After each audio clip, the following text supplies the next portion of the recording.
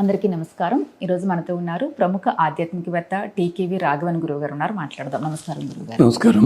ఎలా ఉన్నారు గురుగారు? ఆంజనేయ స్వామి తలుచుకుంటేనే మనకి చాలా ధైర్యం వస్తూ ఉంటుంది. మరి ఆయన అనుగ్రహం ప్రతి ఒక్కరిలో కలగాలంటే ఆయన ఏ విధంగా పూజించాలి? ఆంజనేయ స్వామి వారి తత్వం గురించి కూడా చెప్పండి గురుగారు. ఆంజనేయ స్వామి తత్వం అంటే మనకి చాలా విస్తారం అవుతుంది. రాముడి లాంటి వాడు ఆంజనేయ స్వామిని చూసి గుండెలు బాదుకున్నాడు. లక్ష్మణ జాగ్రత్తగా మాట్లాడు అన్నాడు. అతను మాట్లాడుతుంటే మాటల తీరు, కార్యనిర్వహణ సుందరకాండలో చూశాం. అందుకనే శంకరాచార్యుల వారు ఓ శ్లోకం చెప్పారు. ఏంటికి ఎలా దండం పెట్టినాయా నేను? దూరీకృత సీతార్తి, సీత ఆర్తిని దూరం చేసావయ్యా నువ్వు. ప్రకటీకృత రామవైభవ స్ఫూర్తి, రాముడి గొప్పతనం అంతా చూపించావు. దారిత దశముఖ కీర్తి, రావణాసుడికి చీర్చివేశావు. పురతో మమ భాతు హనుమతో మూర్తి. ఎంత అందంగా మొత్తం సుందరకాండ మొత్తం అయిపోయింది దాంట్లో. ఆ ఒక్క శ్లోకం లోపల శంకరాచార్యులు ఎంత గొప్పగా చెప్పారండి. అల్లా మీరు చూడగలగాలి, అంతే తప్ప హనుమంతుడు సేవిస్తూ తోక గంట కొట్టి ఏదో మొహనంతా ఏదో పూసేసి ఇలా పెట్టి నెత్తి మీద కిరీటం పెట్టి, హనుమంతుడు నెత్తి మీద కిరీటం లేదు, తోక గంట లేదు, చేతిలో గద లేదు, రామాయణంలో ఎక్కడ గదవాడా లేదు. అవన్నీ దేనికంటే ఆలయ శాస్త్రంలో ఉన్నాయి కొన్ని నియమాలు. బ్రహ్మచారికి దండం పెట్టకూడదు, అందుకని పెడిచేసావు ఆంజనేయుడికి. ఆరాధన చేసేటప్పుడు గంట కొట్టాలి, ఆయనకి గంట లేదు పాపం, తోక కట్టేశాం కట్టవారు జాగ్రత్తగాను. అలాగే ఆ స్వామికి సీతాదేవి చెప్పింది ఉండే, ఇలా రకరకాల కథలు మారిపోయాయి. ఆంజనేయుడు మామూలుగానే ఉన్నాడు అయ్యాను. ఆంజనేయుడు అంటే ఎవరో కాదండి, మనం మాట్లాడే మాటలే ఆంజనేయుడు. అదేమిటి? జనయతి, భగవంతుణ్ణి జనింపజేసేది శబ్దము, మాట. ఎక్కడ పడుతుంది? నాభి, హృత్, కంఠ, రసన, నాసాదులయందు. హనుమంతుడి పుట్టుక ఎక్కడ జరిగిందండి? ఎక్కడో గుహ లోపల జరిగింది.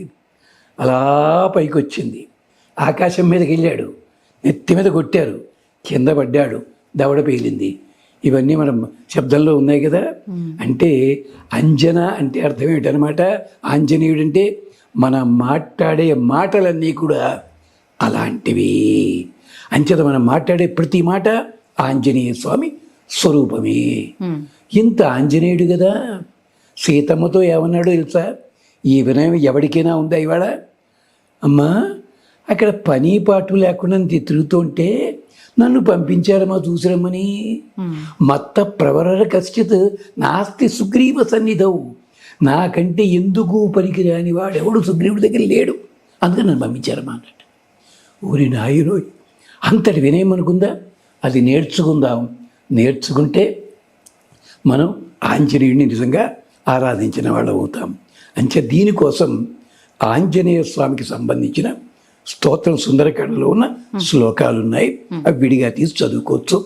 మన కోసమనే తులసీదాసు పాపము ఆంజనేయ స్వామికి సంబంధించి చక్కగా మనకి హనుమాన్ చాలీసా అది ఇచ్చారు.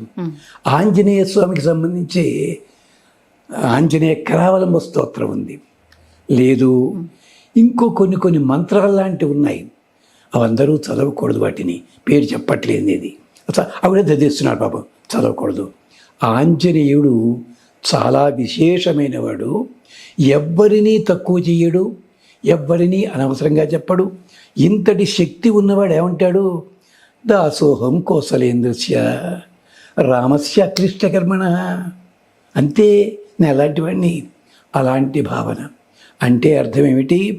నువ్వు ఎవరి దగ్గర సేవకుడివో ఆ సుగ్రీవుణ్ణి గౌరవించు. ఎవరిని హృదయంలో అట్టే పెట్టుకున్నావో ఆయన్ని గౌరవించు. అందుకని అందరూ వైకుంఠం వెడుతుంటే హనుమంతుడు అన్నాడు, నేను రాను పొమ్మన్నాడు అక్కడికి. ఎందుకు? నీ నామము ఉన్నంత వరకు ఇక్కడే ఉంటాను, నేను నీ నామం జపించుకుంటూ ఉంటా. ఏమిటది? రా. నోరు తెరిచాం, మూసుకుపోయింది. కష్టపడతామన్నాను, ఏమీ లేదు. అంటే ఏమిటి? రా అనేసరికిట లోపలున్న దుఃఖం కలిగించేవి పాపాలుండే వాయువు బయటికి పోయిందిట. మా అన్నావట మూత పడిపోయింది పాపం. ఎంత అందంగా రామరహస్య పరిషత్ చెప్పింది. అందుకని ఆ మామంసాలు కృష్ణ అన్నాం అనుకోండి, కిష్ట అంటాం మనం, కొత్తవి తీసుకొస్తాం, ఉన్నది పీకేస్తారు నార్త్ ఇండియాలో కిషన్ అని చెప్పి. కానీ రామశబ్దం ఎంత సులభం అండి. అంచేత హనుమంతుడిని తలుచుకోవడం కానీ, హనుమంతుడిని సేవించడం కానీ. ఇప్పుడు ఒక తంత్ర రహస్యం కూడా చెప్తా. హనుమంతుడికి నైవేద్యం పెట్టాలంటే మన వాళ్ళు రకరకాలు ఏవో చేస్తుంటారు. అన్నిటికంటే సులభమైనది ఒకటి ఉంది. దానిమ్మ పండు కానీ, లేదా జామకాయ కానీ, లేదు సీతాఫలం కానీ, అంటే గింజలు బాగా ఉన్న పండు ఏదుందో అది హనుమంతుడికి పెడితే బీజాపూరం అని పేరు దానికి. మన కోరికలన్నీ అలాంటివి కదా. దానిమ్మ పండు తీసాం, గింజలు వచ్చాయి, తీస్తే అయిపోయింది, పొర వచ్చింది, గింజలు ఏవేమనుకుంటాం, పొరతే కానీ మళ్ళీ గింజలు వస్తాయి. మన కోరికలన్నీ అలాంటివి. అందుకని హనుమంతుడు కలిగిస్తాడు. అలాగే మన పూజల్లో కుంకుమ ఇవన్నీ చెప్తారు. అలాంటిది.